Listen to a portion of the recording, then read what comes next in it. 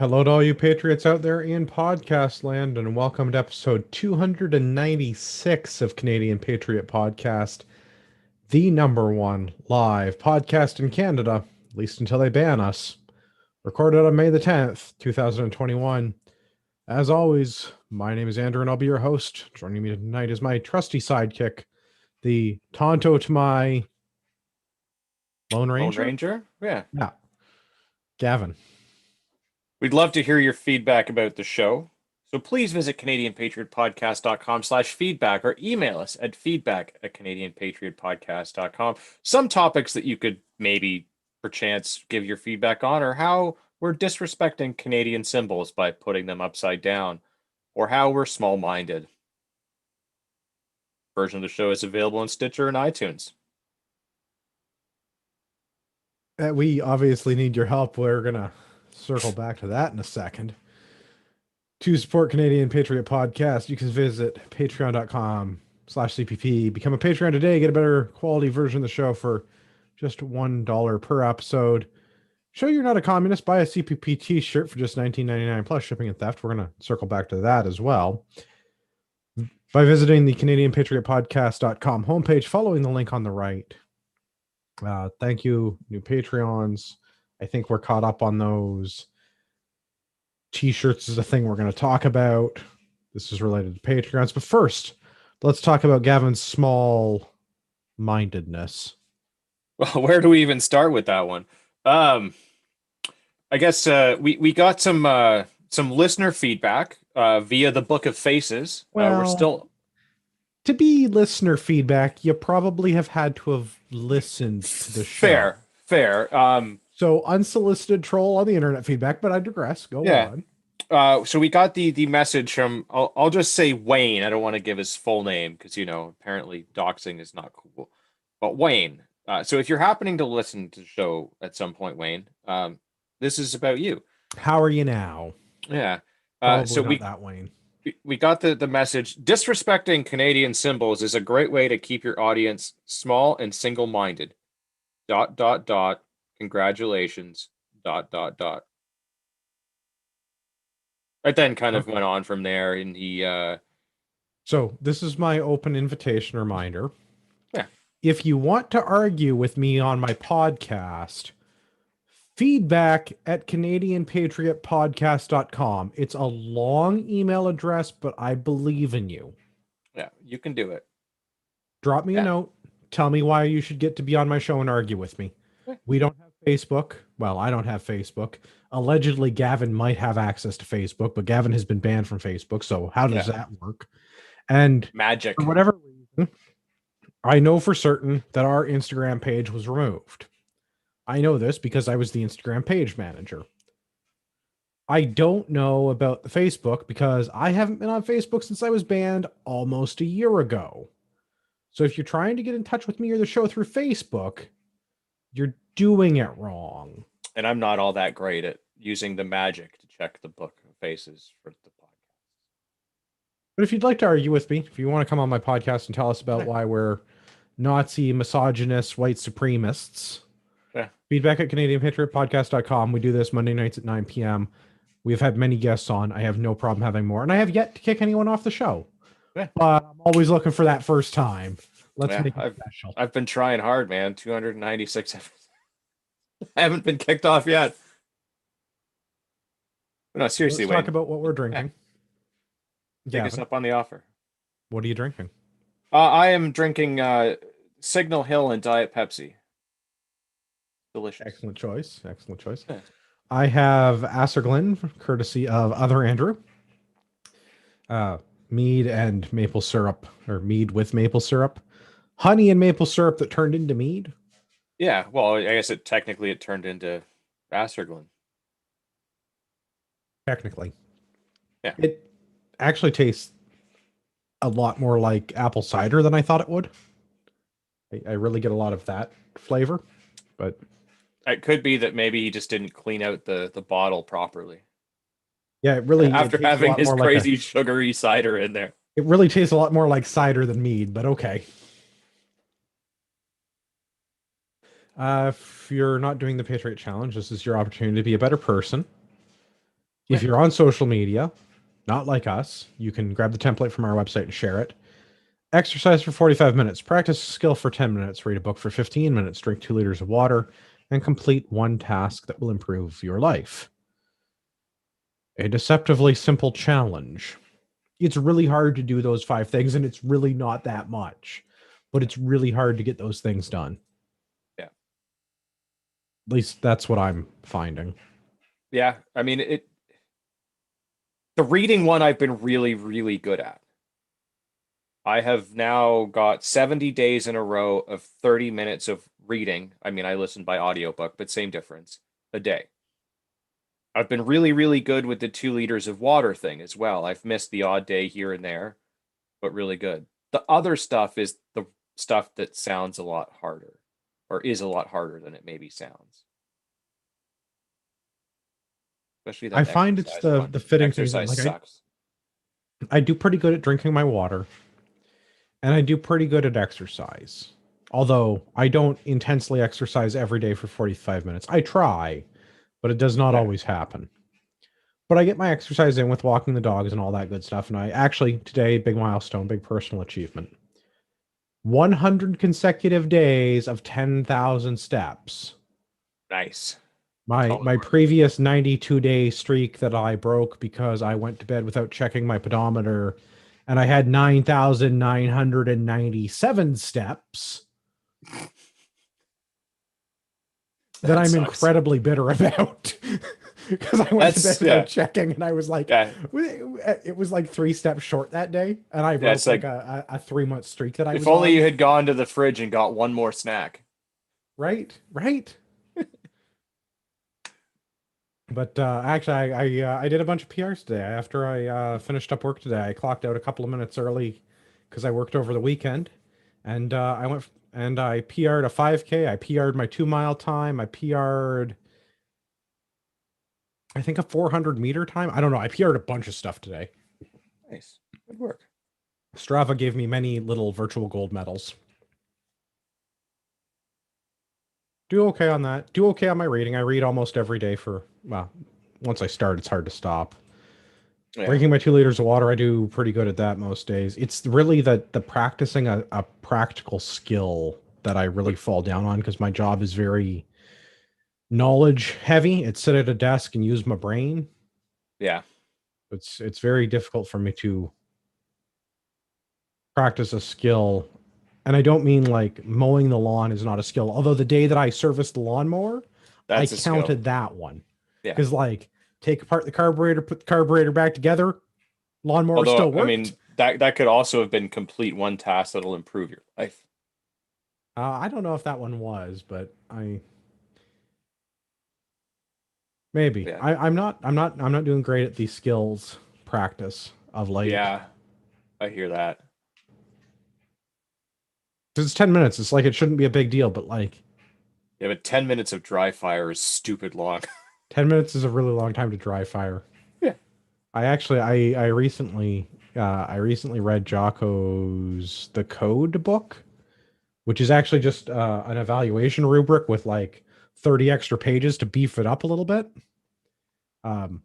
It's a personal evaluation rubric that I've been using, and I am not an eminently qualified human, it turns out, and I'm disappointed about that. So I'm trying to be a better person for Jocko. Yeah. What would Jocko yell say? At you. That's right. What would Jocko do? That's what the bracelets mean. I mean, he would do like jujitsu or something, and then probably just say good jiu-jitsu. Or get after it. Would be a lot of jujitsu. Yeah. But yeah, be a better person. It's harder than it looks. Yeah. I guess on that, I don't have it in the show notes right now, but I should put it in. The Finnish Remote Military March is coming up the end of July. We did the Verstreleka Remote Military March last month.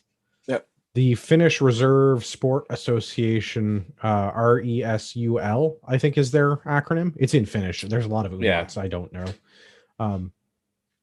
Their March, the end of July, is coming up. Registration is now open. It's a 4-day event. Participate on as many of the 4 days as you would like. The distances for that are 10, 25, and 40. and 40. Yeah, Yeah, it's three distances, right? I And think so. Yeah. optionally with 10 plus kilograms of weight. Yeah. Because I guess Should you? the Finnish military standard is 40 kilometers over 4 days with 10 kilos or whatever it is. I think that's the concept anyways. I thought it was based on the Nijmegen March, and Well, maybe, yeah, I guess that is it's that one, yeah. My mistake, right, which is because yeah, like 40K Nijmegen's not over four happening day. again this year. Yeah, so it's 40 Yeah. kilometers a day for 4 days is the Nijmegen March, Yeah. which I think Nijmegen's not happening again this year. So the Finnish Reserve Sport Association, Rasul, Resul. I don't finish. Yeah. Also, their website is in Finnish, but the Google Translate works wonderfully. And the original like warning order came out in English. There was an English page at one point, but it seems to be like not available Yeah. now. Um, July 22 to 25th. It doesn't cost you anything to register. You can register, you can compete. They have a store up now for like €20, you get like a diploma, a medal, and a Velcro patch. Yeah. We'll totally be doing that, at least for the I patch, because Well, the patch by itself is not much. I yeah. think it's like €9. Yeah, but it'll probably be like 15 euro to ship the damn thing, but Yeah, yeah. that's I'm just gonna But go for the whatever. double. Yeah. It'll look cool on the wall. No, I think it'll be fun. And then if you're in Southern Ontario, let us know if you want to do it with anybody from the regular panel, or if you're Yeah. Socially out distance, of west, course. if you're on or near Vancouver Island. I mean, we could try and put you in touch with Ian if you want to social distance with him and convince him to get out and get his rock on. Yeah. Or we could challenge the other shows. Looking at you, New Shooter Canada, Slamfire, First Focal Plane. Oh, are we throwing down a gauntlet? I mean, it's been said that we should. They like to do that to us, but we don't listen to their shows, so we wouldn't know. But we could certainly throw one to them. I think we should. For fun. All right. The metaphorical gauntlet has been thrown. Let's see if the other podcasts, I don't know how we contact. I guess we have to email the other podcasts individually. Yeah. Yeah. Or if you listen to the other shows, tell them that we did this next time that you listen to them and tell them that they have to do it too. They've got time to Yeah. work up to it. It's July. Yeah, it's the end of July, the last 4 days of July. Yeah. I don't know. I think I'm going for at least 10 every day. I think I'm gonna try and do like 25, 10, 10, 10 maybe. I was going to maybe do it the other way around, like 10, 10, 10, 25. I don't know. We'll See, coordinate. I'm really worried that if we do 10, 10, 10, 25, that I'm gonna do 10, 10, 10. Fuck yeah. Fair, fair. I think we could do it. I mean, I'm worried if I do 25 that I'm not going to be able to do 10, 10, 10. Yeah, Either yeah, I way, feel we'll you. we'll consult our physicians, and if it lasts more than 4 hours, we'll seek attention, I guess. Wow. Yeah. I think it'll be a good time. 10's Yeah. not bad. 25 is gonna suck. Yeah, I found a better route though, so hopefully we won't get blisters on only our left foot. I have Be great more. news. My blister peeled off today. Oh, nice. Mine's still yeah, it's still working on it. But I Yeah. can walk, so it doesn't hurt anymore. It just looks gross.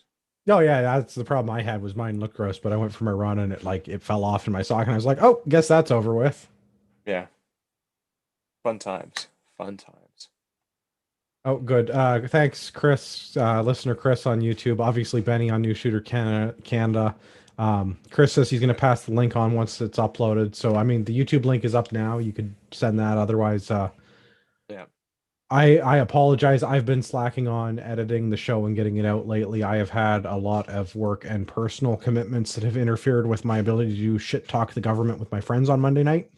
Fortunately, it looks like that is coming to a close, at least for the short term, before hopefully the COVID restrictions are lifted and I'm allowed to travel the world again.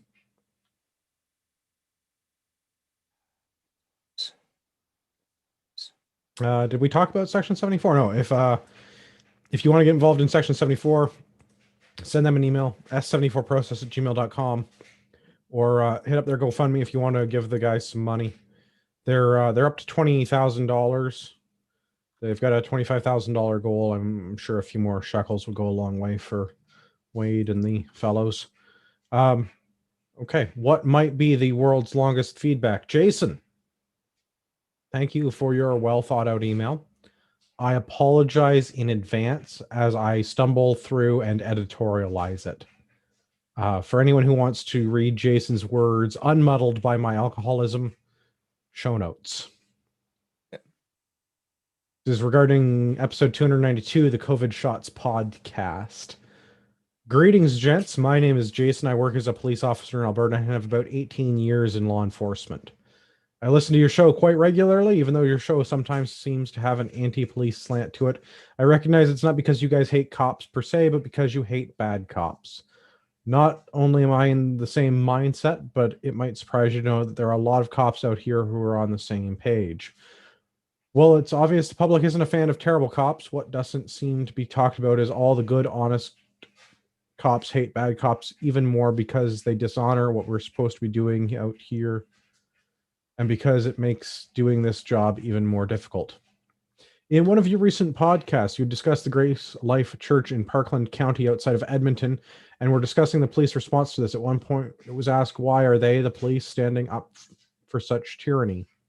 I'm not sure if this will answer your question, but as with the rest of society at large, there is a very diverse range of opinions on COVID-19 and the general narrative surrounding the pandemic and the hysteria that's ensued as a result, as well as the establishment's, quote, response.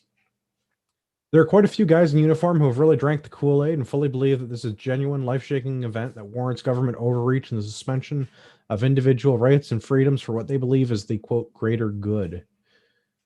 They're not necessarily bad people, although they do have their share of dicks. But they honestly believe that the state and the system are the good guys doing good things and never question whether they're doing is right or wrong. On the other end, you have guys like me who believe, for lack of a better term, that the entire affair is utter bullshit. And while not necessarily denying the existence of COVID-19, feel that the establishment, that being the state, corporate, and media apparatus working in concert, is lying to everyone for the purposes of expanding their power and control over society at large. In the middle, though, you have a lot of men and women who aren't really sure what to believe or think, or aren't really paying a whole lot of attention, and are thankful that they have a job, especially in a place like Alberta where a lot of people don't have jobs if they don't work for the government. And the federal government's animosity towards that province is well known and mutual. I'm not really sure how the number breaks down in terms of who's who, and what makes the most difficult is the open conversation surrounding the narratives that we are fed are generally not encouraged within the ranks. It's a cultural fear, not much unlike what you may have read about in the USSR or Nazi Germany, where there was much dissent within the ranks, but if you spoke out or it was suspected you didn't toe the party line, there were consequences. Obviously, here and now, the consequences aren't as grave as they were then, yet, but it could mean your career. My personal stance on this whole matter, for what it's worth, is this. I refuse to enforce any policies or directives that infringe on charter rights of private citizens. I swore an oath to follow all lawful orders, and to me, it is not lawful. It is not a lawful order to infringe on someone's charter rights. Those same charter rights that have and do allow bona fide criminals to go free in court if their charter rights are infringed upon. For mere policy, the narrative surrounding it being questionable, at minimum, notwithstanding. I also refuse under any and all circumstances to get the vaccine or allow any substance which hasn't been properly tested to be put in my body and the bodies of my children under the pretense of fear and paranoia. I have always preferred dangerous freedom to peaceful slavery. My stance has not been put to the test yet, but I have been pondering this long and hard, mainly during many, many hours of long patrols in a solo police vehicle down dirt roads in the dark of night, and am well prepared to stand by my convictions for better or worse. I need to be able to look my kids in the eye when I come home and look myself in the mirror when I'm shaving in the morning. While I'll back up any fellow cop for bullet and punch for punch in lawful execution of duties, I have drawn my line in the sand at what I'm prepared to do and not do. I cannot account for other cops. I cannot account for what other cops do, and I won't. But I can account for myself, and I will. Personally, I see a chilling number of parallels between the current state of affairs and what we saw 20 years ago post 9/11, where we saw governments of the world's Western nations use that event, whether it was an inside job or not, is a topic for another discussion, as justification for passing laws and policies that resulted in serious breaches of individual rights and liberties, all done supposedly for the quote, greater good. I have not stopped a single, sorry, this shouldn't be that have not stopped a single terrorist. In fact, I'd argue that the actions of the state since have created more terrorists. What's happening now, unfortunately, will be no different. Politicians today, especially left wing politicians, have made their opinions of people who do not support them and their agenda very clear. And I, as you guys likely do as well, predict some serious problems moving forward. The tragedy is that this is entirely unavoidable, and it the cost overall in terms of human life and perhaps the soul of our nation will be unspeakable. Anyway, I know it was a bit long-winded and I apologize for that, but I hope it sheds a bit of light on some of your questions. Keep on doing the podcast. There are more people out there listening than you might think. Jason. P.S. By the way, we are not the military and have nothing to do with it. I did 6 years in the Army Reserves concurrent with law enforcement service. And I can tell you that while law enforcement agencies have a paramilitary structure, the only real thing they have in common with the military is their ability to be just as cumbersome, wasteful, and incompetent as any other bloated government bureaucracy. If we were ever going to have a slow clap on the show, I think it would be right now. Yeah, I mean, good effort, Post Bud. Yeah, no, I mean, and I think he gets it, but also, yeah, like I have zero problem with police officers other than the garbage ones, which I like you said in your thing, like you probably hate them more than we do because they make you look bad, just like I hate shitty gun owners because they make me look bad. I also hate gangsters, which I feel covers both groups, but I Yeah, digress. exactly. Yeah. The only thing that I have to disagree with though in your whole thing, because it was very The well inside job worded. part of 9/11. Well, no, the shaving Okay, in the so morning thing, like what the fuck is that? no, I really like this, and I apologize. Yeah. I stumbled in a couple of places, and there are a few typos that I didn't catch when I pre-read it that caught me doing it for the live read. But Jason, you could have some writing in your future. Yeah, or if you ever want to come on the show, we have had cops on before. Yeah, you could And do it incognito. yeah, You could just be yeah, Jason from Alberta. yeah. Or we could change your name entirely, and you don't even have to say what you do. L. Jason from not Mm, Alberta. perfect. No, Perfect. Um, I really appreciate your well thought out email, Jason. yeah. Much better No, than our recent Facebook feedback where we were small minded. yeah.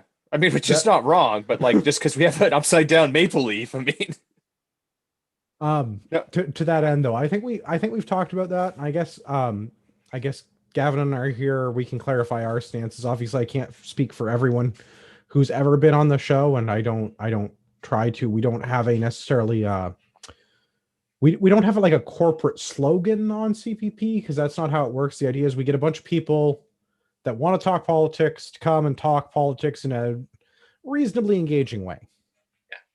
and I And I mean, think we've been moderately moderated but successful at this. relatively uncensored. It also turns out that most of the people that want to do that are people that are like us and Well, have guns and want to be left alone by the government. I did invite Wayne onto the show to express his left leaning, I'm assuming, politics because he doesn't like our stuff, but he didn't take us up on it. So So it's not that we haven't tried. it's just that we haven't tried very hard. Yeah. Like you got to effort post. That's how that Yeah. works. So like Yeah. So you got to put a Jason, bit into it to get a bit out of it. anytime you want, bud, get on the show. And man, I wish there were more cops like you. Well, I think this is a lot of the. I mean, he touched on it in his email. I think there's a lot of cops that are going along to get along. Like this guy's an 18-year veteran in law enforcement. That pension's not that far away. He's closer to that pension than not, right? So Yeah, just you don't have to necessarily agree with it. You don't have to necessarily believe in it, but you gotta do the minimum, right? You gotta play the game a little bit. yeah, Because like you're not gonna not feed your kids. You're not gonna like cash out your pension because like I don't know what the pension for a cop in Alberta is, but if it's anything like pensions for cops in Ontario, I imagine it's pretty good, right? So like you're not just gonna throw that away yeah. because you disagree with the government of the day, right? Especially when you're Like, so close to the end. right? Yeah, That's what I mean. Like I wouldn't imagine a lot of them give it up. And I mean, there is a little bit of like I read through this and it's like well, some of the cops are just following orders. And it's like, well, yeah, I mean, they had a word for those people. They called them Nazis. And after the Nuremberg trials, they executed them. yeah, Now, I'm not saying that was necessarily the right course of action or that just following orders is an excuse, but I mean, like, yeah. Or that we historically, should it's been execute proven to cops, but like, not yeah, be a good yeah, excuse, right? Like, at yeah, some point, like, just following orders is like that only goes so far. And that's not a criticism of Jason or the profession of law enforcement. Again, individually, I think if I can speak yeah, for both Gavin and I, we yeah, have a lot of respect for individuals in frontline law enforcement. yeah. We The don't have as much respect for the the yeah. bureaucratic It's I mean, political the appointments cumbersome, in law bloated enforcement. organization as a whole, where it's just bureaucratic bullshit. Right. Like I don't have anything against individual RCMP members, but I have a very specific dislike for Brenda Ludwicki or however you say her last name. It escapes me Yeah, at the moment. yeah, Right? Like she's not a cop, but she's the head of the RCMP, yeah, right? Like I don't have anything against well, most people that work for Toronto Police Service, but I have a very specific set of criticisms about Bill Blair, who was the chief of police for a long time in Toronto. yeah. Well, and I have a bunch of criticisms about the current chief of police in Toronto, but that's a different Yeah. set of problems. But But also those are directed at that person and their specific policies that they're for, not necessarily reflective of the people below them or even the organization as a whole. But it does affect the organization as a whole because they're the ones that have the directives that they're pushing and all right. of And that. I Yeah. realize that at that level, we're talking about like things that are not necessarily law enforcement. This is coming from politicians and bureaucrats or people that are running law Yeah. enforcement agencies, not actual law enforcement officers. And there is a Yeah. distinction there. Yeah, so the individual officers and the position of law enforcement officer as a whole are things that we like. It's the shitty ones, and especially the shitty policy makers that we dislike. Well, and that's a fair. I guess that's a fair set of criticisms then, because it's I do have a thing against shitty cops, the same as I have things against shitty people in general. But Yeah, people in positions of authority, people of positions in government authority, anyone executing the will of the state, anyone carrying the shiny tin badge with the authority of the government, I think needs to be held to a higher standard than those people that they yep, are enforcing the will of the government on as a whole. yeah, Law enforcement officers or people with public trust, any politician or government apparatchik or bureaucrat, I think should be held to a higher standard than the rest of the citizenry. Because if you're going to execute the will of the state, we should have the best people doing that job because that's how meritocracies work, right? yeah. No, I absolutely agree with that.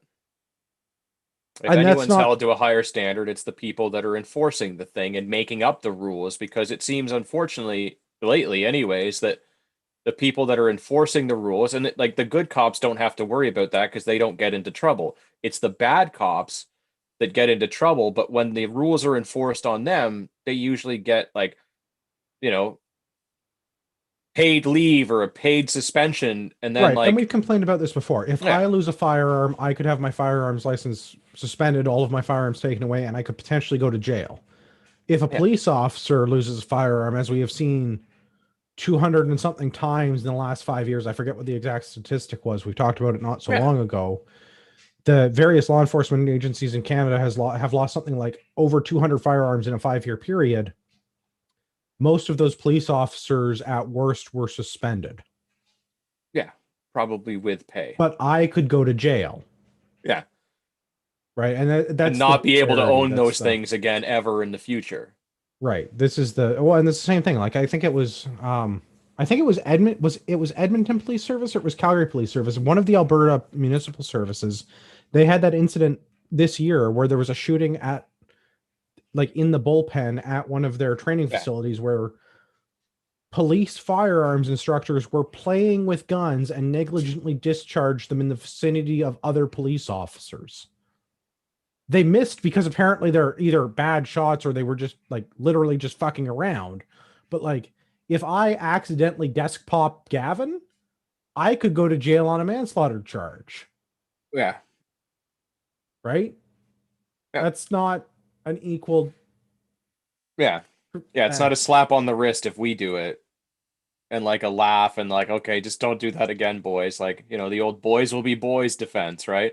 yeah, which we don't It's get away with. I think, and similarly, one other thing, I think we have drawn parallels, corollaries, maybe. yeah, The RCMP in the military. The RCMP is technically on the rolls as a dragoon unit in the Canadian military, which is why Veterans Affairs also looks after the RCMP. So while you can say that law enforcement, at least at the provincial yeah, and municipal levels, are not in the military, the RCMP is sort of a weird exemption to that. The yeah, RCMP is not technically the military, but the RCMP is also part of the military in a fashion. yeah. And then they've got like those weird units that kind of work both ways, like the CBRN unit. What is it, CIJRU or something like that? Like they report for the military, but they also work with the RCMP really closely. And then same with like some people in Ottawa and stuff like that. You've got some units that kind of, There are some overlap units for some of the yeah, very specialized skills group, especially in the National Capital Region. yeah, But I think the corollary, and I mean, Jason, you're more than welcome to contact me if I've got this wrong. I think that the thing is that we've drawn is the at least in the past, I can remember when Alan was on, we talked about it, was the commonality between the RCMP and the Canadian Forces because the RCMP is technically on the rolls as a dragoon unit. So could be getting that wrong. I think that's where that came from. If I'm wrong, yeah, let me know. yeah. Or it could be just sort of like the militarization of certain police forces, which, Well, I like, mean, depending on we've where got they're from, I don't have a problem with it because, like, you need the no, right I tool do. for the job, but also not every police department needs a tank, right? Like, Well, this is the problem, right? When all you have is a hammer, everything looks like a nail, yeah, right? So giving every police agency, or even giving any police agency, an armored personnel carrier means that, like, well, zero sum budgeting. If you don't use it, you don't get it next year. So you better make sure to use the armored personnel carrier. So then you yeah, start doing like showing up to domestics with it and making situations worse. yeah, Again, speaking broadly and generally, I'm not yeah, saying that everyone that has an APC, every agency that has an APC shows up to domestics with it, but I'm just saying like that's a thing that happens. yeah. It does It's a thing happen, that's and been it's reported on. yeah. So But if you guys get one, so do we. right, and well, wouldn't it be great to have a right to bear arms, the same arms that the government has, just because police officers in Toronto get a C8 carbine, I should be able to get a C8 carbine. Recreational nukes for everybody. I mean, my inner libertarian would kind of like that, but also I really just want a full auto C8 for reasons. Yeah, 10 out of 10 would shoot.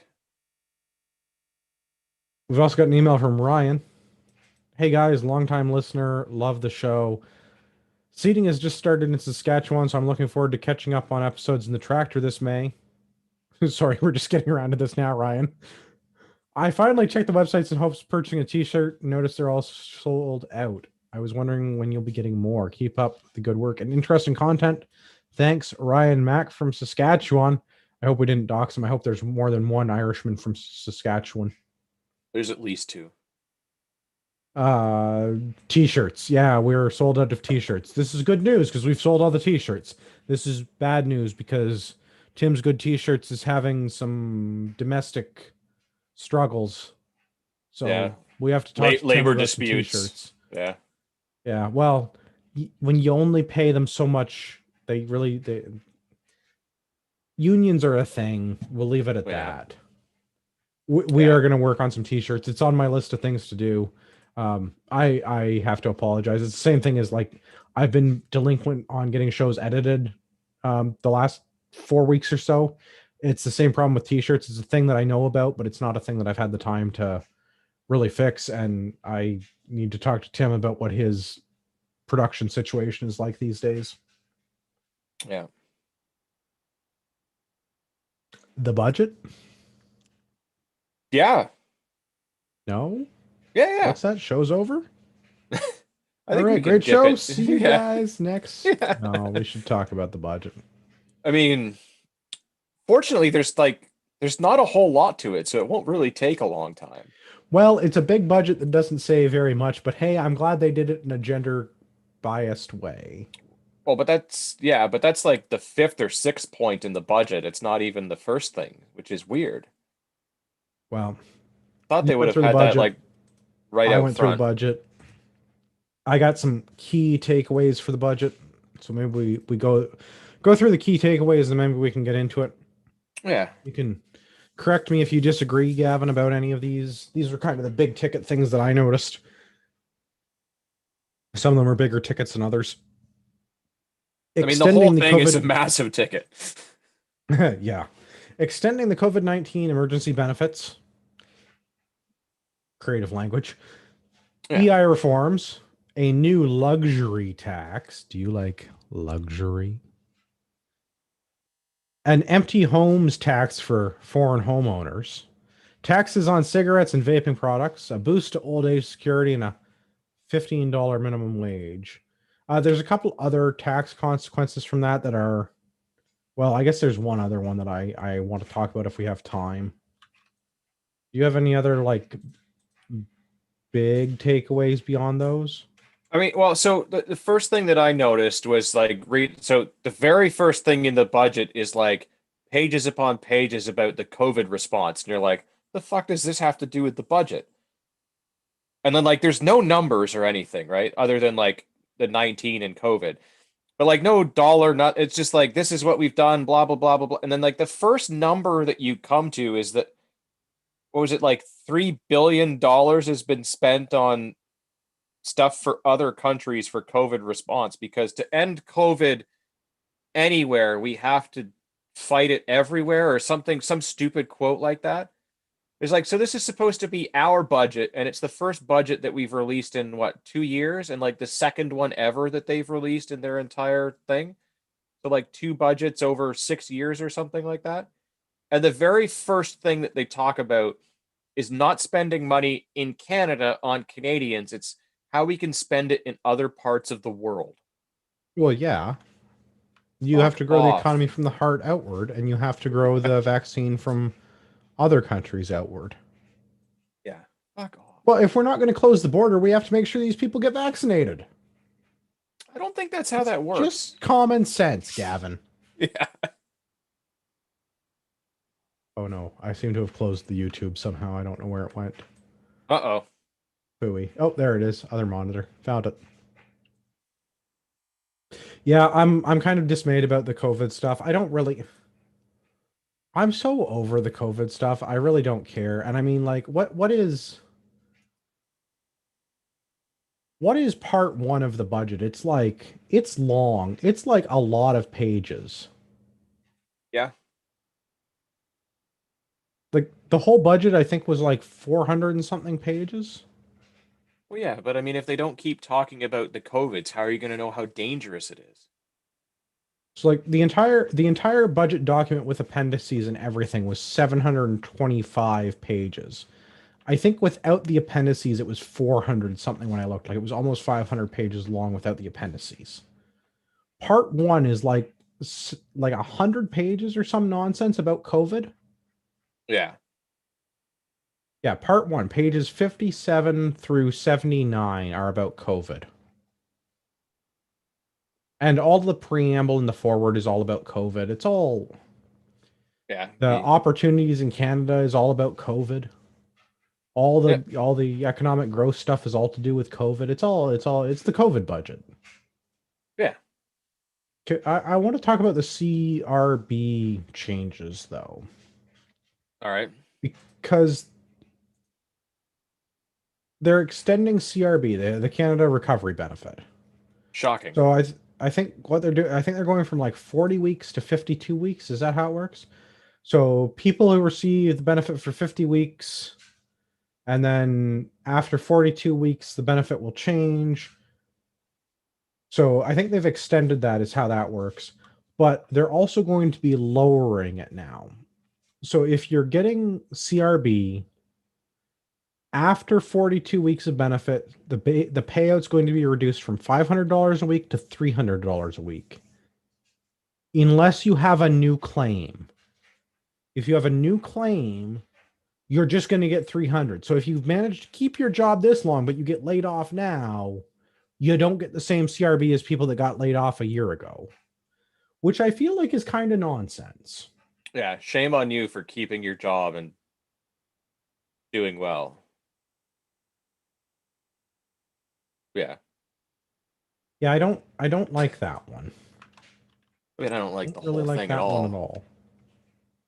all. There's some changes to how EI is going to work. I'm not uh Which is weird. Like they've already put forth the thing for the UBI, right? there's a I think a bill for the universal basic income. Is that Yeah. how that works? Yeah. I was pretty sure. I can't remember. I vaguely remember that there was a bill that went forward. I mean, it's hard to tell what bills have gone forward and what ones haven't yet because they're all such bullshit.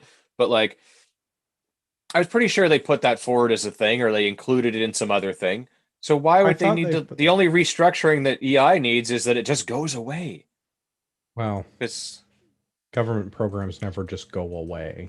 That's I mean, they're yeah, but the whole premise of UBI, like we've said in multiple occasions, is that it replaces all of those things and is more efficient because people won't need those because everyone will just get a basic income of which they can have their basic survival needs covered with. there's absolutely no way the government would do that.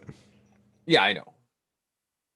Okay, And it just shows it making by sure. it shows that by putting like the fact that they're going to make changes to the EI that are not eliminating it altogether means that it's not going to go anywhere.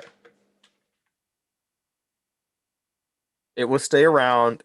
UBI will be added on top of it, and yeah, we're gonna just pay more taxes and get Yeah, nothing for it. it's some nonsense. I found my EI change note that I wanted. So long-term reforms to EI, 420 qualifying hour threshold, and special benefits and 14-week minimum entitlement for regular benefits. So they're just going to make it. I don't want to say easier for EI, but the work requirement is going to be reduced. How's that? Yeah, so that sounds like more people are gonna get it and UBI at the same time. I think it's going to be easier to qualify for EI, which is I think what I had said originally. Um, this doesn't come into effect until sometime in 2022. It probably affects 100,000 plus people according to the budget, but who frickin' knows? I don't know how they come up with. Basically, I don't know how they come up with any numbers in the budget because I think the entire thing is made up, and we should go through part of the overview section with the fun graphs at some point. But I want to keep doing the highlights. What? Luxury tax. The luxury tax is on cars and private aircraft valued at more than $100,000 or vessels valued at over $250,000.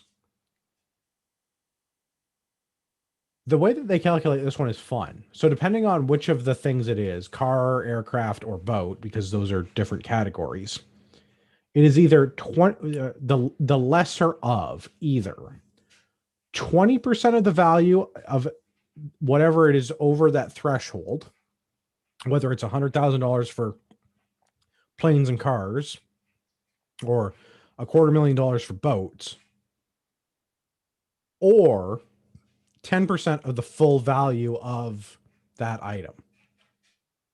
So it is ever whatever is lesser.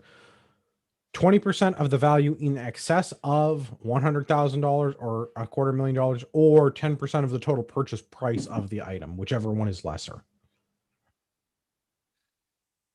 The government expects to make millions and millions of dollars on this somehow. Because I guess the number of people buying boats is increasing, like really expensive boats, Well, like yachts. but I mean, if they're going to tax you 10% of the value of any car. Well, any car over 100K. Yeah, but is it 20% over anything over that? It's 20% over. So if you bought a $200,000 Maserati, Yeah. they would charge you either 10% of $200,000 or 20% of Percent over. $100,000, whichever is lesser. Oh, okay. So it needs to be over the $100,000 in Correct. order. Okay. I was just If you confused buy on how they were going to do a the math. Because it was if like, you if buy they're the going to, yeah, cheapest Maserati that was $99,900, you would just pay your regular GST. yeah, I imagine there will be a lot of cars that come in just under that threshold in the future. I suspect that's the case. Also, did you know that the whole private airplane, any aircraft that carries less than 39 people is apparently the threshold that makes it a private airplane? Interesting. I didn't know that until I read the budget. I don't think that's how private airplanes work. Yeah, I was pretty sure that if you own it yourself and you don't No, the take money budget for says it's based on service, having the ability to seat 39 passengers. so if we get a 40 passenger airplane, we're okay. I don't know if you've looked at the prices of 40 passenger airplanes lately. Yeah, but if we have like the choice between a 39 and a 40, Yeah, get the 40. Always go bigger. yeah, Get garages, greenhouses, you just always get the bigger one. You'll never regret going bigger. what if they buy a 39 seater and install an extra seat? Does the toilet count? Yeah, I mean, You put a these days, seatbelt on it. yeah, boom, done. Boom, done. All right. Yeah. So, finally, something in the budget I think I can agree with. The foreign home buyer piece. Empty home tax for foreign home owners. I thought I was going to agree with the government. I was like, this one sounds like a good idea. Maybe Chrystia Freeland is not the worst thing ever. And then I was like, oh no. Oh no, oh no.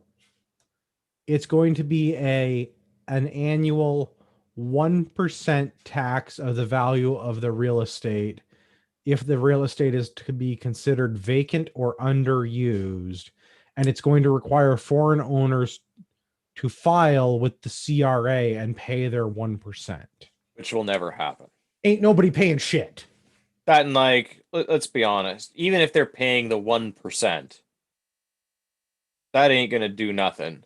It's not gonna be any deterrent for them to not do something with the place because guess what? They've already fucked up the market. Well, and that's the argument in the budget is that this is supposed to stop foreign investment real estate No. speculation.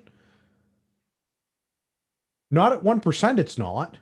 Yeah, and not at 1% where it's up to them to basically say that they own it and So, that nobody's well, there. you got to declare it and report it to the CRA and tell them that it's being underutilized. Well, what does that even mean? Okay, so if it's actually vacant, that one's pretty clear. Like if you just have an empty house, sure. If you declare that to the CRA and report that, I guess it's pretty easy to declare that it's vacant. But what does underused mean? Yeah, I bought it as a vacation home and I visited twice this year because of COVID. Does that mean it's underused? yeah. Right? Like there's lots of places. Or I let my friends stay there for free. And that's what I mean. Is that considered underused? Like there's lots of places in Northern Ontario that have been telling the cottagers from the GTA to GTFO because they don't want them spreading the Rona in Northern Ontario and clogging up their healthcare system because there's not enough hospitals for the people that live in Northern Ontario year round. So they told everybody to stay the fuck out. So does that mean that those cottages are underused?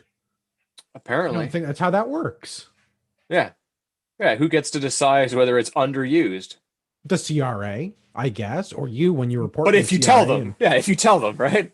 If you think that Well, it's utilized exactly as it should be and you don't well, report it, how you would ready they for even this one? know? This is the kicker. My favorite part of this. Well, you would think it was maybe the 1% bullshit fee. It's actually the government says this is going to generate $700 million in additional annual pardon me, $700 million in additional revenue over 4 years. And Ottawa is going to direct that money to produce affordable housing for Canadians. Canadians overseas in other countries that are not Canadian citizens yet?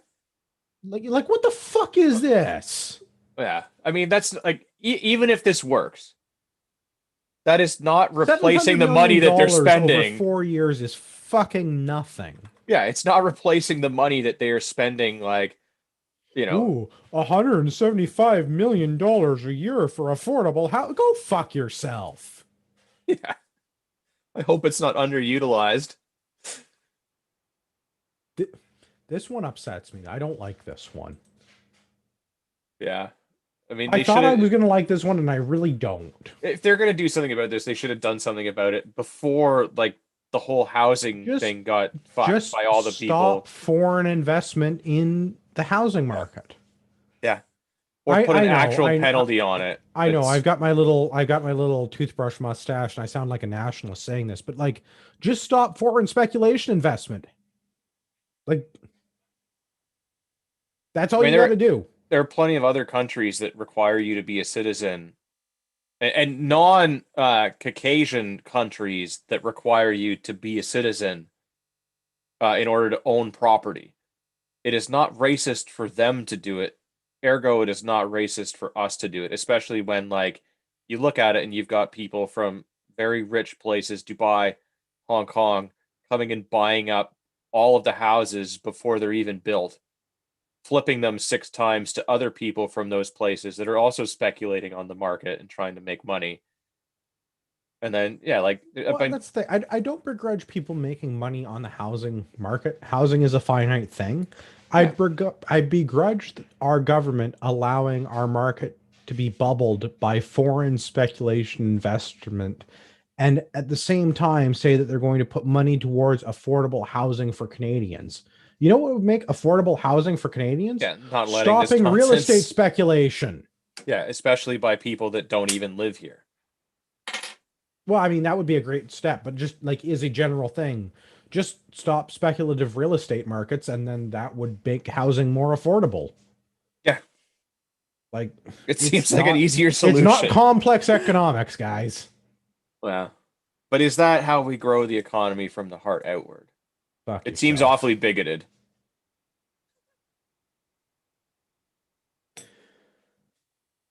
All right, other thing. Thing that'll piss people off, taxes on cigarettes and vaping products are going up. I'm not mad about that one. I just think it's funny.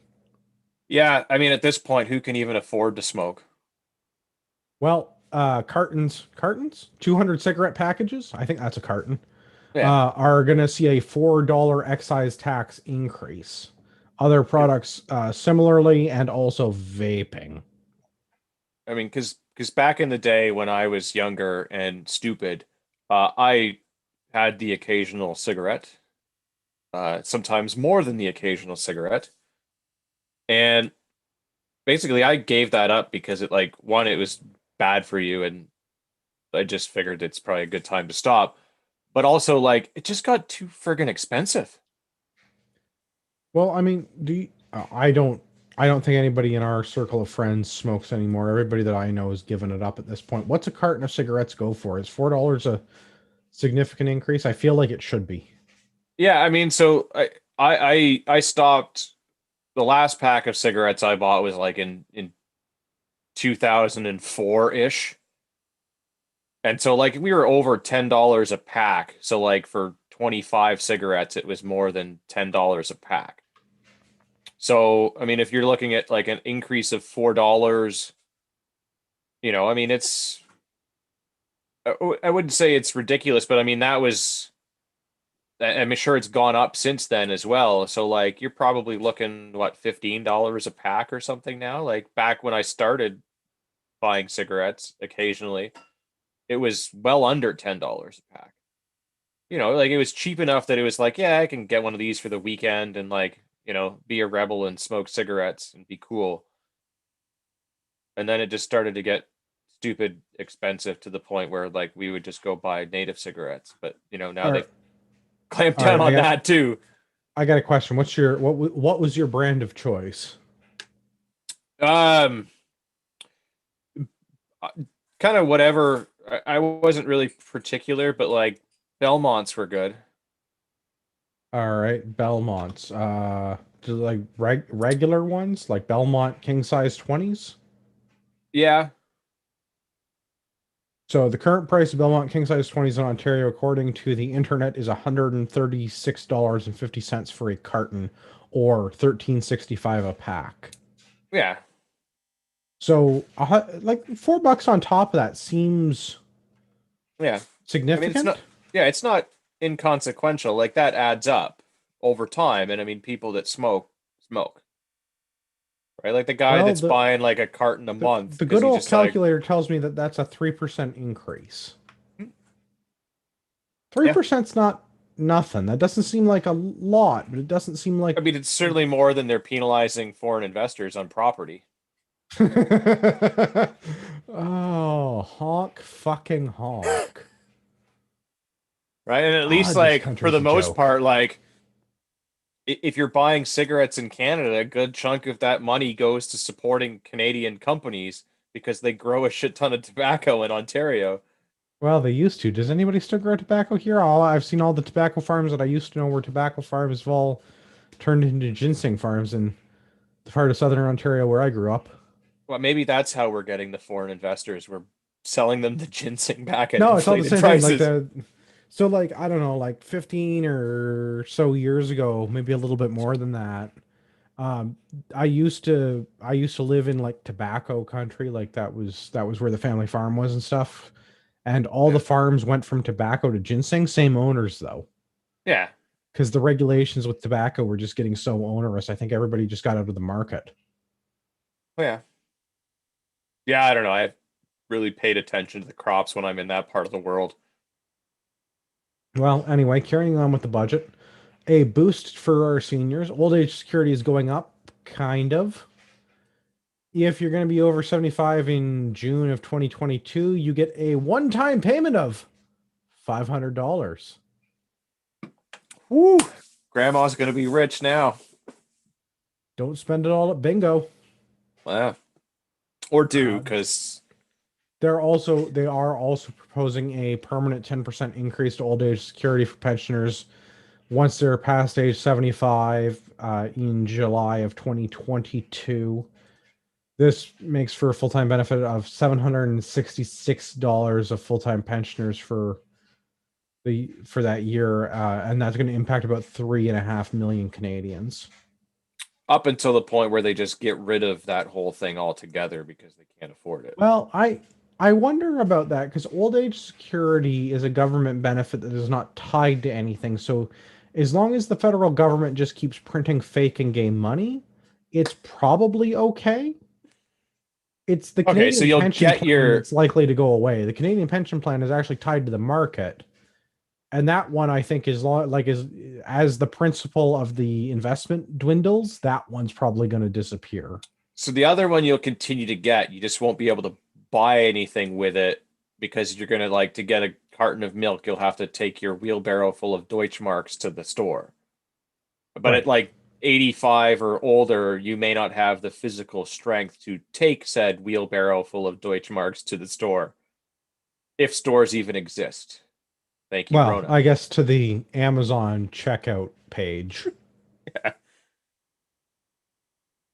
I wonder, do you suppose the little Amazon Hertz rental van will show up and like the guy from Toronto will give you your Amazon goodie bag and take a wheelbarrow full of cash? I hope so. Otherwise, these people are screwed. Last big ticket item that I noticed in the budget, $15 an hour minimum wage. Kind of. Federally regulated industries will go to $15 an hour, which will affect a whopping 26,000 Canadians. Man, I cannot slow clap slow enough for this. I think we're doing it right $15 now, and then we're not now. clapping at Fight for all. 15. Yeah, 15. Woo. Oh, it only affects 26,000 people. Uh, well, I mean, like Womp if womp is 16,000 right. people, like it's 16,000 jobs is enough to like commit all kinds 26, of crimes. No, no, no, but 26,000. like the whole like SNC thing that everyone's forgotten about, that was for like 16,000 jobs. So it's totally worth breaking the law and doing all that for that many. So like 26,000 is more than that. So yeah, it's good. Keep it up.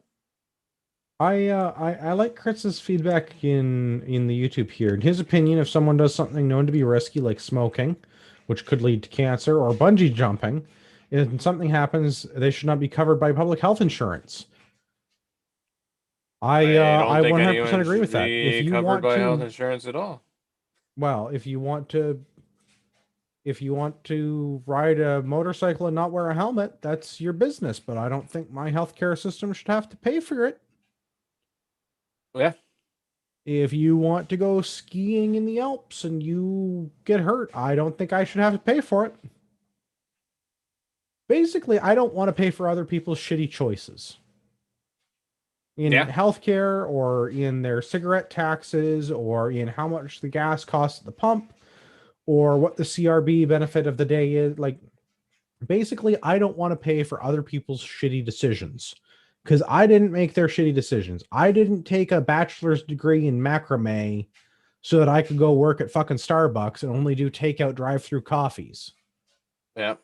Well, If you got a degree in fucking gender studies or whatnot, not that necessarily getting a degree in gender studies is a bad thing. I just think it's probably a not productive thing. yeah. Unless you're the one in a million. Well, and like again, like go get higher education and go and do those Yeah. things, but like understand that there's a limited number of useful things that you can do in society. And I'm not paying for people who finger paint or pour coffee to have university degrees. Not Yeah. my fucking problem. Yep. I was smart. I got a STEM field degree. I went and worked in a STEM field. I am compensated reasonably well for that effort. Yeah.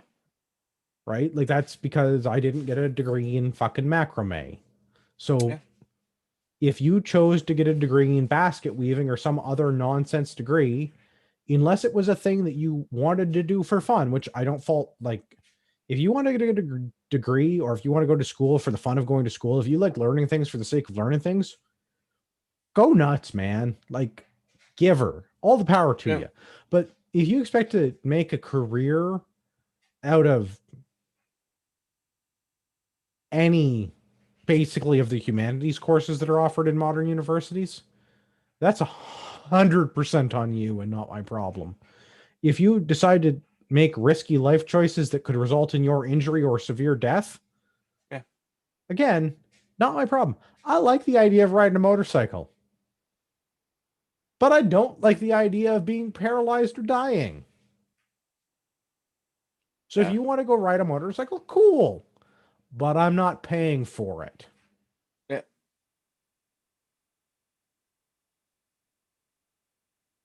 Oh no. I don't know if we triggered the sensors on YouTube or if this is a fun new feature. Somehow we have a message redacted message. Uh-oh. That's not good. I feel like somebody might have seen Kyle in the comments. Yeah, it happens. Um, have you gone through the gender diversity thing at all? Because Oh god, that was so bad. yeah, because I'm looking at it right now because there were some things that triggered me in this that it may have some more comments redacted. So looking like there's a bunch of graphs in this one about like equality and all of this stuff, right? So like as of right now, if you look at the high school math chart, um, Sorry, have you got a page number? uh, yeah, it's the one with all the graphs. 70, no. Um, let me scroll down to the bottom of the page. I don't think I have a thing. Is it in the It's overview section? Is it the very beginning? Yeah, it's the one with like high school math, high school reading, high school science. If you just scroll through the graphs and the chart, stuff like that. Yep. Like Yeah, I it got it. Go ahead. So we're well, so looking at like page 380, yeah. Annex 4. So like there's been this big push lately to have like gender equality and parity and all of those things and stuff like that, and how like we've had to elevate women to encourage them and support them to be as educated as men and do all of the things, right? Like that, you would agree with that? That's been the kind of the push. I think in a general sense, we have tried to encourage women to get degrees and join the workforce rather than doing the reproductive thing that only women can do. Yes. Yeah. So looking at the university degree thing, so somewhere around 2010 is when we've achieved parity of like the number of men and women being equal. It's now I don't know what weird thing they do with these percentages, but it's got women at 42% and men at 33%. It's I know how to read this graph. It's the total percentage of their gender. So there are 42% of all women between ages 25 and 54 have a university degree, whereas 33% of men in the same age bracket, 25 to 54, have a university degree. Okay, perfect. Awesome. So, good stuff for all those people that went to school. High Look at that school, statistics background paying off yeah. So, high school math, it looks like it's steadily been on the decline for for both everybody. men and women. So, good job, new math. And that's we've achieved gender parity by being both at 84%. But men used to be substantially higher, Yeah, like yeah. So we gotten 90, over yeah, 90%. but women dropped down and So I guess, sorry, so to clarify, this is students age 15 at proficiency level level 2 or 2. higher in standardized testing for high school Yeah, mathematics. yeah. So new math sucks. Everyone's gotten dumber. Well, I wouldn't say everyone's necessarily gotten dumber, but everyone's test scores are now equal. Yeah, Everyone's high school math's communism. yeah. High school reading, women 91%, men 82. Again, Um, proficiency level 2 in our yeah. federally standardized testing. And then again, high school science, women 88, men 85. So if this is all about equality, when are they going to start encouraging men to have the stuff? Because it looks like the women are ahead of the men right now. Well, this is my complaint kind of with the budget generally is there's a big section on equality. I guess it's probably worth going back to the very beginning of the budget. And they talk about But three we've already key talked about COVID enough. Like, no, no, that's funny, but no.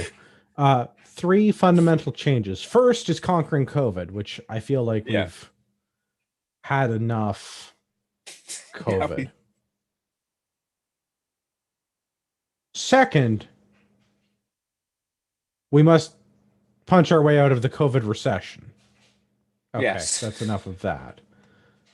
Finally, we have to build back a better, fairer, and more prosperous with more innovative future. Green transitions, greens jobs, digital transformation, Canadian innovation, infrastructure growth, and so on. yeah, But don't worry, we're going to give a bunch of money. Like, I think it was like $4 billion, $3 or $4 billion yeah, to racial equality to address systemic racism. yeah. So I looking through that, like the Asians get a whole bunch because right now there's a whole thing about hating Asians. Uh, African Canadians get a whole bunch of money because of all of the things as well. And like other racialized groups get a whole bunch of money, and that's who it is. They do that to build everyone Do I up. get any money? No, Do just you like get any money? men aren't gonna get any money. So even if we were part of those other groups, we probably wouldn't get it anyways, despite the fact that it seems like women by a lot, other than math, where we're equal, are doing Way better. I mean, So looking at let me the break chart down for your part of high school science, let me like, break down part of chapter 7 because this is the more equal Canada nonsense. yeah, So seven equal in seven quotations, right? They yeah, put those yeah. in there. Yeah. Well, like what was that thing in Animal Farm? All the animals are equal. Some Yeah. animals are more equal than others. Which one was the embodiment of Marx? The pig, the goat? I forget. I haven't read Animal Farm in a while. We might need to put that on book list. We don't Yeah, read I enough think Orwell. that's, yeah. He was so bang on, it's scary. It's like he had a time machine. So 7-1, fighting systemic racism and empowering communities. So this is the budget 2020, which has $0 across the board for everything, through 2025, 2026 fiscal year. Strengthening the Canadian Race Relations Foundation and helping communities respond to an increase in racism. $13 million over a 5-year period. Supporting Black Canadian communities. $300 million, all in 2021. Better data for better outcomes. $190 million over 5 years, making the public service more diverse. Apparently, that one's not going to fucking cost us anything. Yeah. Eh. I despise this budget. Well, Do you know what's promoting systemic racism? The all of government yeah. being racist by Well, giving certain groups more money than others. and sexism. I mean, looking at these numbers, they've been talking about, all the Wow, things that we need to do to empower the women. the liberal government doing all of the isms, doing sexisms, doing racisms, Well, all that, in the like, name of equality. yeah. Who could have predicted this? I mean,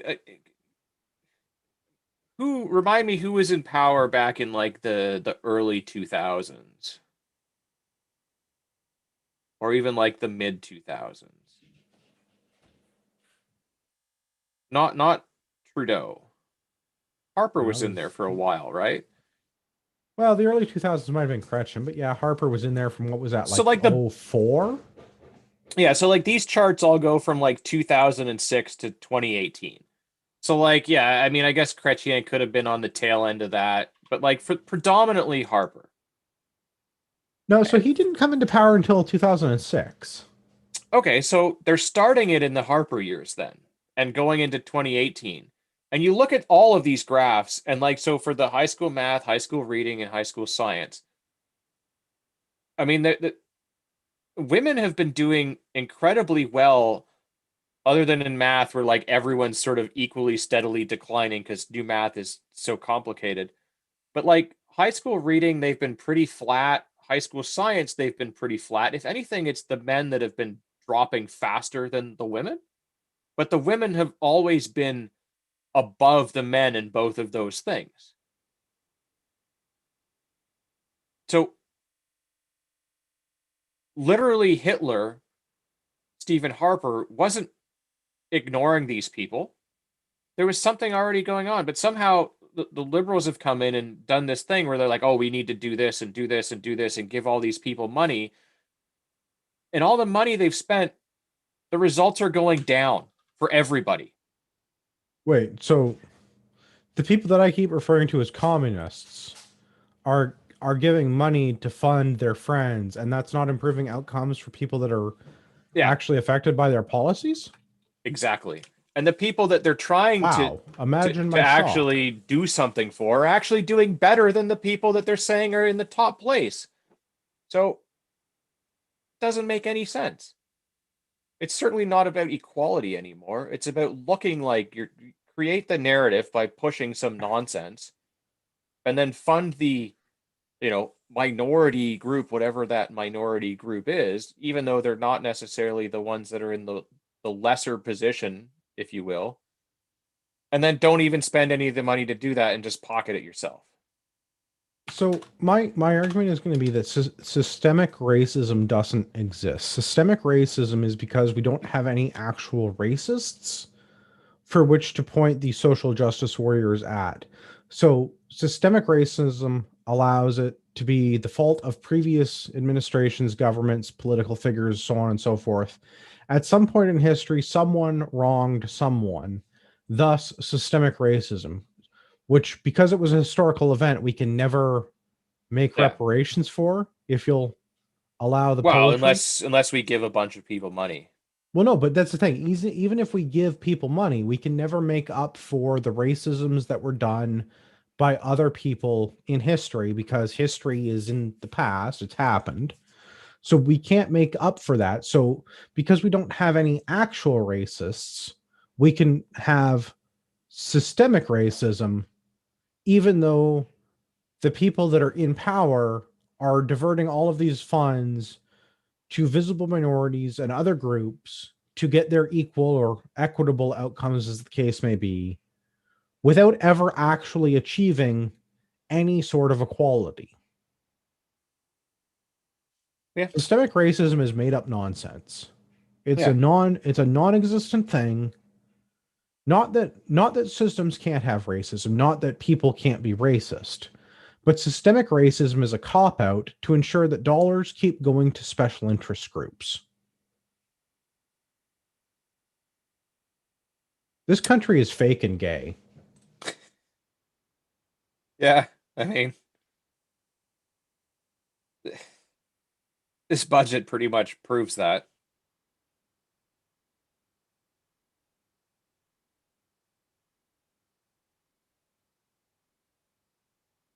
But what do you expect? Nothing, and I got it. Except for your luxury tax. Well, yeah. I don't know. There's a lot of stuff in the budget, but there's not much stuff in the budget. Yeah, there's a lot of COVID stuff. Well, there's a lot of COVID stuff. There's the immunization stuff. There's the international response stuff that we talked about. Yeah. The long-term care stuff, I think, is a good thing. They're going to do $3 billion over 5 years.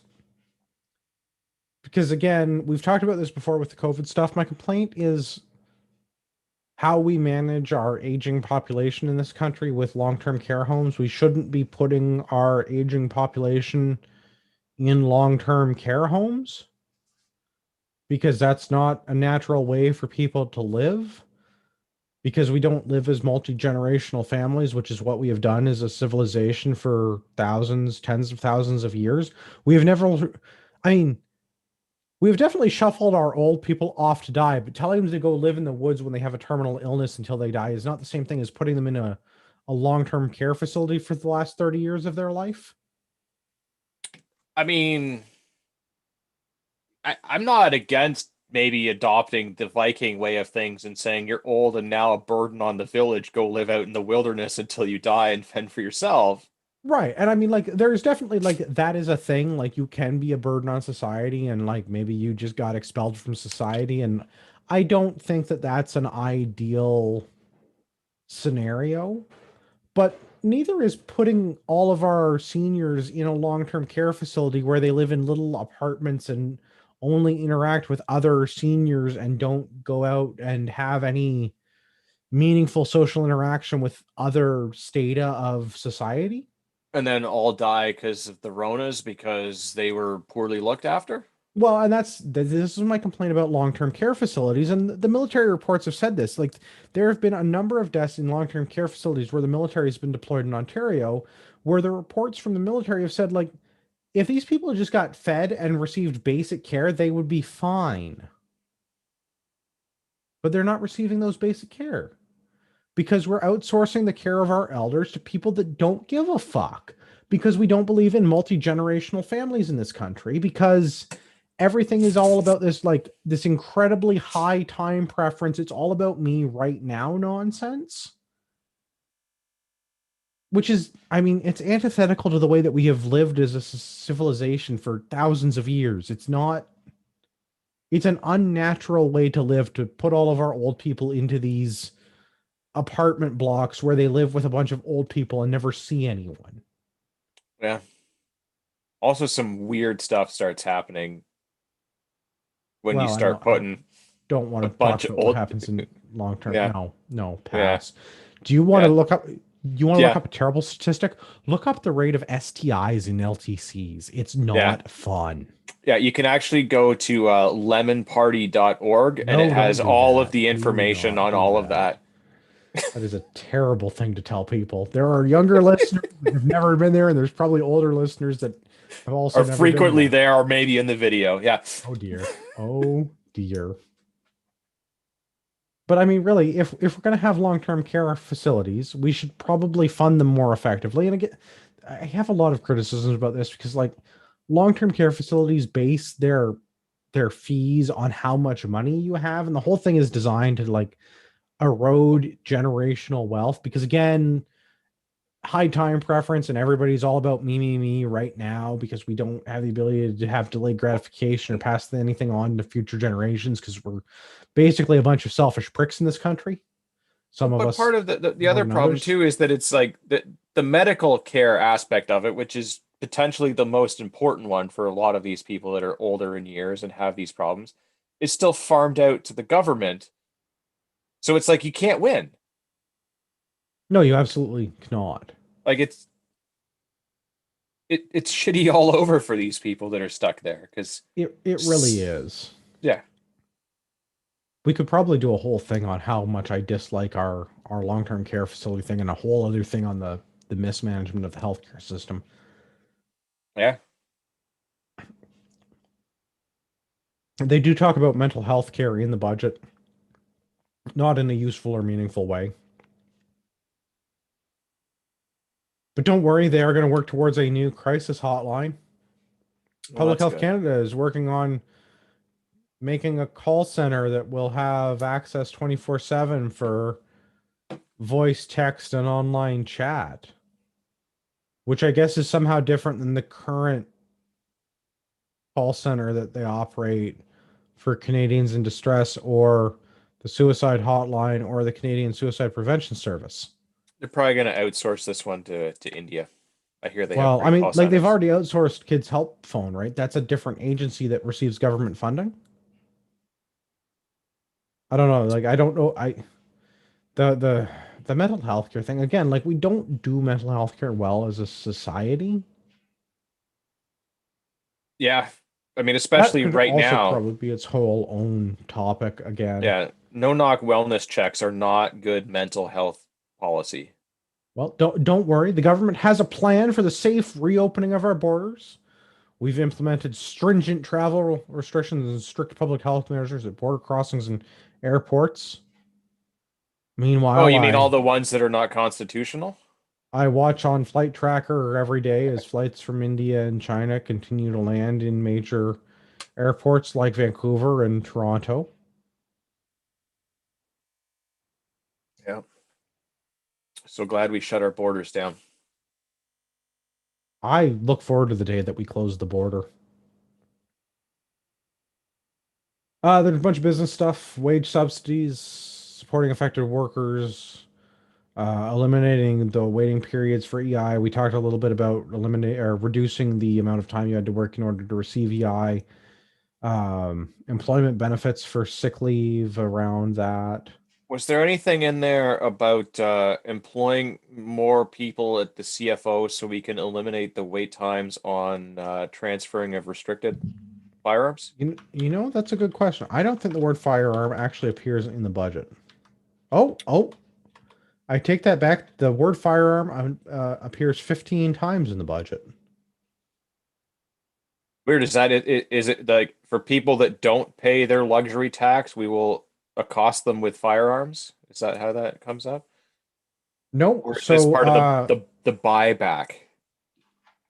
Section 9(2) of the budget, keeping Canadians safe and improving access to justice. It is actually all about gun control. Oh, Also ending gender-based violence, which turns out that it's also about gun control. Spoiler. shocking. Shared values is also about gun control. Which is weird because every time I've looked into the whole gun violence thing, it's usually men committing violence against other men with guns. Not that I'm saying that like shitty spouses, particularly men, don't beat their partner, generally women, because that happens frequently as well, but they don't generally shoot them. They use other things. That's fair. The only other time when the firearms stuff comes up is in trade controls. So most of it is about the gun control stuff, the They're going to changes to the give X Firearms amount of Act. money for this and that. And Oh, it's not even X yeah, amount of, well, I mean, I guess it is X amount of money. It's $312 million over 5 years yeah, for that's going to, ongoing implement legislation to help protect Canadians from gun violence, fight gun smuggling and trafficking. We talked about this yeah, before. that's going to make a huge difference. Well, they've already Like, given CBSA a ton of money and they haven't done anything with it. no, that's not Like, true. They totally stopped the importation of knives that are easily opened with one hand. I mean, I guess. They haven't done anything to stop the smuggling of illegal guns and stuff across the border, but they've certainly made it more difficult for you and I to take our This is pocket good though. knife across I'm the glad border. we're doing this. Firearms were used in more than 40% of homicides in Canada in 2019. Okay, I don't have any beef with that. Okay, but still less than Over half, yeah. 107,000 uh 107 three zeros 107,000 victims of police reported intimate partner violence in Canada in 2019. Okay. For 660 of those incidents, a firearm was present. Not used, but present. Right. 660 out of over 100,000, almost 110,000 cases. 660, a firearm was present. Yeah. And it doesn't even say that it was owned by the person that was allegedly the abuser. No, it just says 8 out of 10 of those, 8 out of 10 of the victims were women. Yeah. It could have been their gun that was present, though. I mean, if you're going to give statistics, give us all of the statistics so we can get a But good where's the picture of fun what. in that? Why can't you just let them paint the scary picture they're trying to paint? Why do you got to use Well, facts and logic? because, I mean, lying by omission is still lying. Fair. I mean, if this is, much like the corona thing, like if this is so dangerous and deadly, why aren't you giving me all of the facts so that I could paint my own scary picture, which I'm more likely to believe? If you I guess withhold things, the good thing I guess about the gun control bill or the gun control piece is like if when they looked at what the new gun control bill is going to do, they did say they did do a gender balance study, yeah. and they did say that men represented the vast majority of firearms licenses with restricted or now prohibited firearms. They also say that men commit the majority of firearms related violent crimes in 2016. So we're disproportionately affected by this. I mean, that's what I take from this. Yeah, that doesn't sound very fair. Well, at least they did a gender balance study. Yeah. Or is it going to be like the whole education thing where they still fund like, the woman side of it? Not that I'm picking on women. I'm not Marty where I think that, we shouldn't hire them or anything. But like, But if you had a choice, would you? well, if I could save money, sure. uh, Solid answer. Yeah, no, this whole thing is I stupid. got nothing against women in the workforce, and I have nothing against women getting degrees or higher education. I just Yeah. I don't even care. I want the best person for the job, well, whoever that's the that thing is, person is. do we want a meritocracy or do we want equal outcomes? You can't have both. Yeah. No. I'd rather we had a meritocracy. I mean, I'd Right? rather we had a dictatorship and we were in charge, but if I have to go with something that's not that, then Yeah, I said yeah. meritocracy. No, I mean not every woman wants to be a stay-at-home mom, and not every woman wants to have a career. Like you Yeah. can have both. Yeah. And not every guy is good at math or reading or science, as we've seen by Right. statistics that are Some put of out them by the guy. want to be the Yeah. prime minister. Yeah. And whoever else worked on this budget. Freeland. I'm sure there were some other dudes too.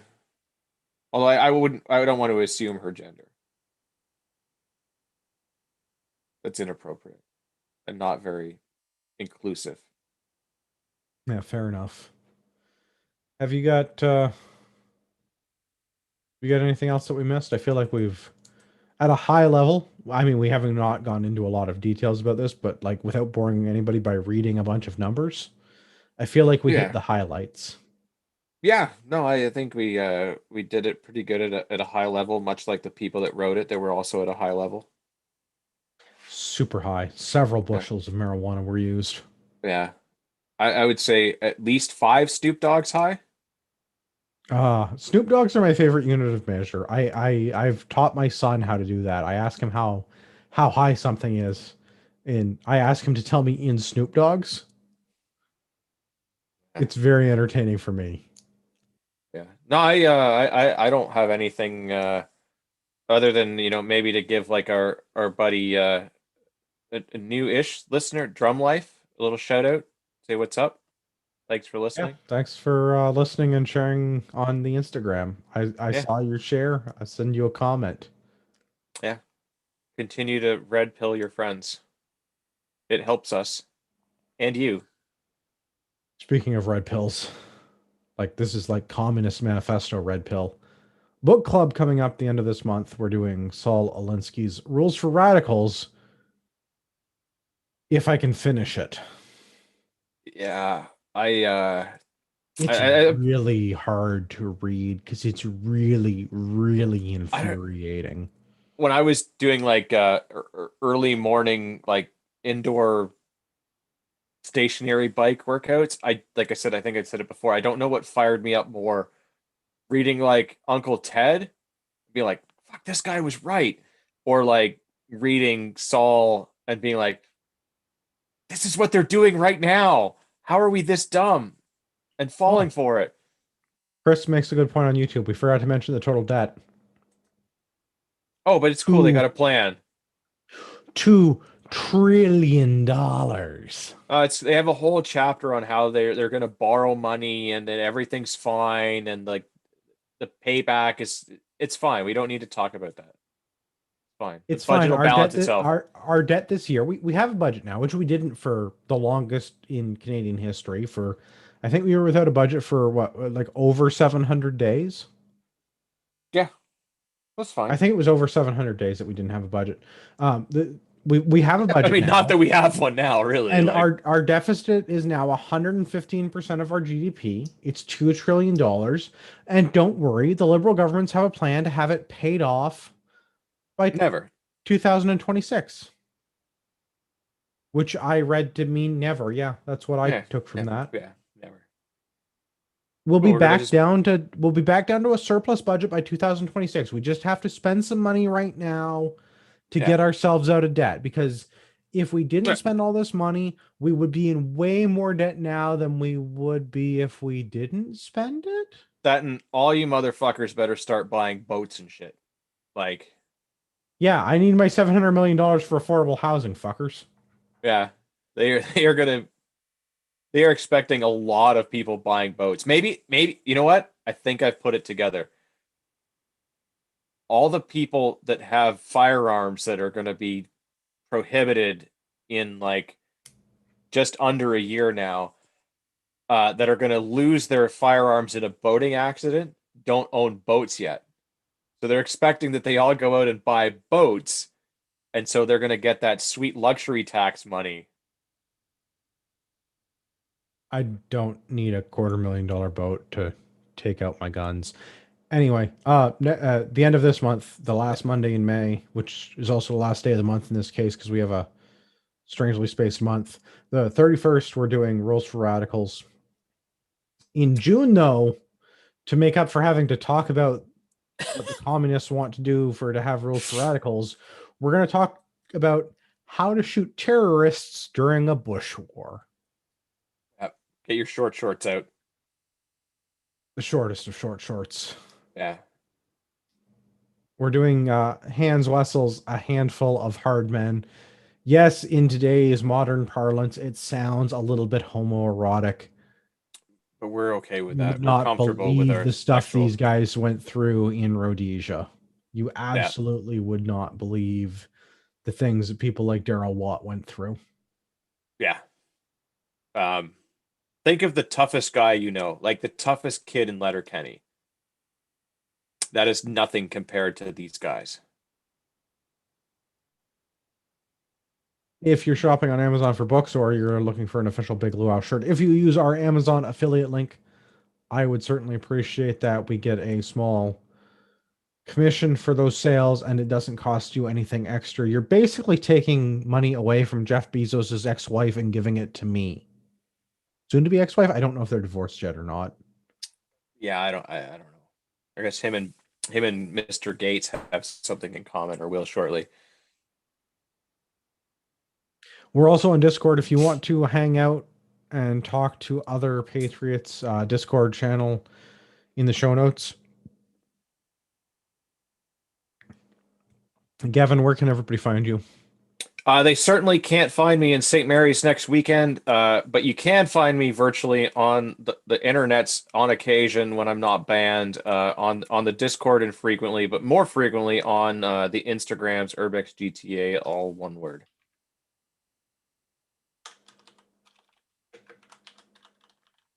As always, my name is Andrew. I've been your host. If you've listened this long, you deserve a discount code. If you're shopping on RagnarOkTactical.ca, use the discount code Patriot at checkout. Save yourself some money. Still doing $10 flat rate shipping because it seems like Canada Post hasn't jacked their prices yet, which I'm kind of shocked by, but whatever. Prices haven't gone up yet for me, so prices haven't gone up yet for you. And if you want to send us some feedback, you can do that by emailing the show, feedback at CanadianPatriotPodcast.com. Let us know why I should let you argue with me about the budget.